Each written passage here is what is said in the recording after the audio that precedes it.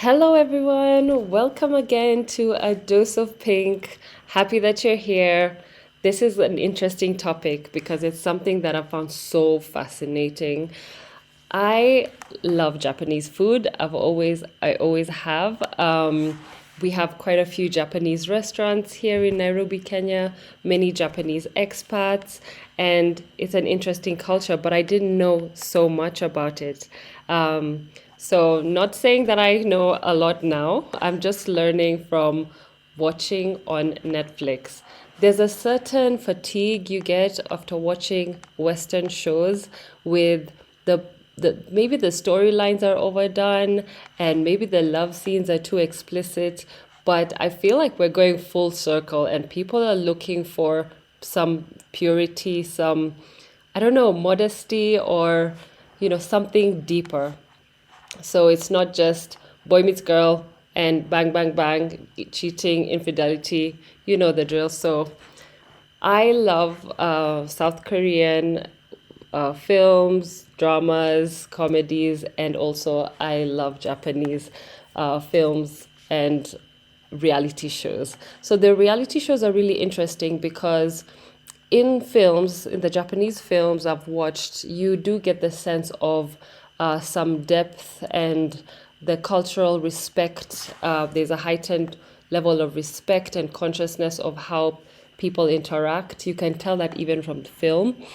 But with the reality shows, you can see it come to life and see how people actually interact. And I find it so interesting and it's so refreshing. Yeah, it's so refreshing to see. So, Japanese culture in itself, like what I know, apart from the food, I loved the food. I've been fascinated about the culture, the values, the tradition that shape it.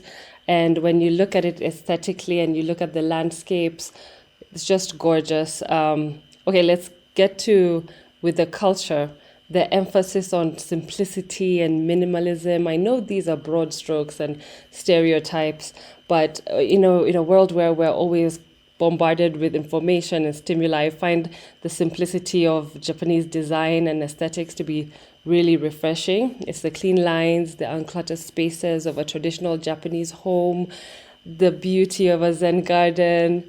That simplicity just clears my mind and brings a sense of calm and balance. And you cannot talk about the beauty of the Japanese aesthetic without the flowers and the trees. They're just so gorgeous. The cherry blossoms and the red pine trees that line the streets. I'm really romanticizing it, but let me indulge me for this. And so the cherry blossom, or what is known as sakura in Japanese, they're pink and white flowers known for their short but stunning bloom. The blooming season is amazing. It only lasts a few weeks each spring. And apparently, the cherry blossom is a symbol of the fleeting nature of life, and it's really treasured in Japanese culture. And another popular flower is the kiku or the chrysanthemum. Why are things so difficult? Is that Latin? It's the national flower of Japan and it holds a special place in the country's history and culture, and it's associated with the imperial family. So it's just really beautiful when you think of the landscape and having all of these trees and flowers. Of course, they're seasonal. And so this video in particular was about the culture that I'm learning through Netflix. Thank you, Netflix. So I love the strong sense of community and respect for others. In Japanese society, there's a strong emphasis on harmony and the importance of working together for a greater good. And it's reflected in the way that people interact with each other, politeness, even that bowing and the way they greet. I'm learning just from subtitles here, but you can just see it's so evident that it's very different than the casualness that we learn from the Western entertainment or just our what we have been socialized to speak on or speak with. speak, have a conversation, the way we interact with each other. Um, so I love that politeness and the respect, that it's highly valued. There's that sense of community. And I think it's really needed in our world today. We just need this reset where we're more mindful of each other, of and respecting each other and the way we speak to each other, and formality as well. So, as I said, I feel like we're going full circle. We're appreciating. We went through a rebellious phase where everything goes, and then we're like, I'm speaking for all of us, but i'm I'm speaking just for myself, but this is just some societal commentary, is that when you do something to such an extreme, and then you can just take a step back and say, wait, this is not good. We need to have limits, and boundaries are there for a reason. So I really, really love that, the simplicity, the community, and the the openness to discussion. The shows that I've watched, they're very frank conversations happening. There's respect in the and but as conversations go, there's so much depth.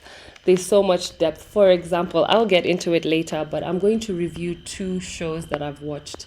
I've watched Love is Blind, Japan, and I've watched Terrace House, season 4.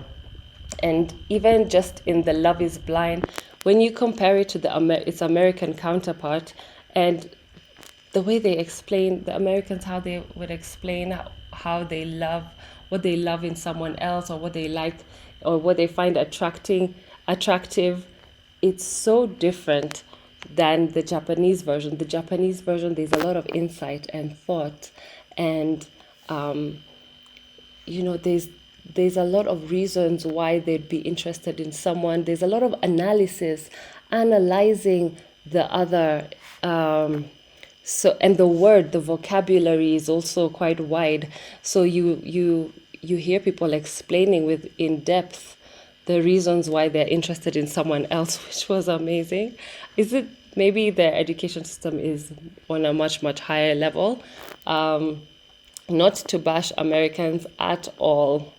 You know, we all watch American shows, we all love them, but this is different, and it's good to learn how other people interact. So there's a feeling like there's a deep history, a deep tradition, and as a fan of reality shows, I was just really excited to watch how people interact. And of course, there are cameras there, but you can sense the different culture. And so with Love is Blind, there are a few standout moments that I'll get into. There's a diversity of the cast, many people from different walks of life, but people different backgrounds, different ages, occupations.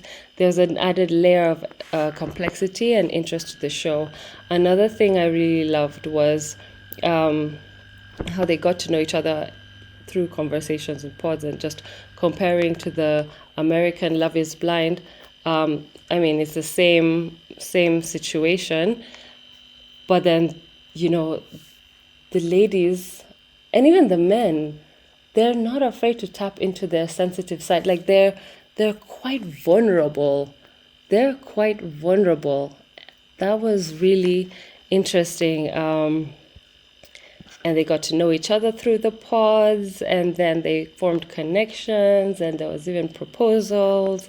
And then there was an experiment in episode 3 where they were able to see each other for the first time, and it was interesting to see what chemistry there would be face to face, and if that person was really what they imagined them to be, or how they were presented in the pods. And it varied, and I will get into it in the next videos that I upload. I will have one review of Love is Blind Japan, and then another review of Terrace House. So Terrace House is a reality show where I think it's about the threshold is uh, six males and six females, six men and six women come together and have a co-sharing situation in a house.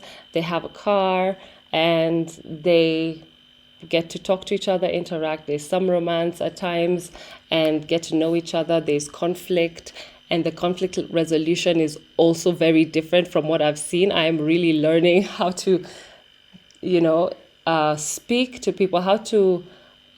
For the first time on a reality show, I have seen people resolving issues and growing from them. Really, like you can see that the people who had the conflict could be friends, would be friends after the show outside where the cameras are not rolling.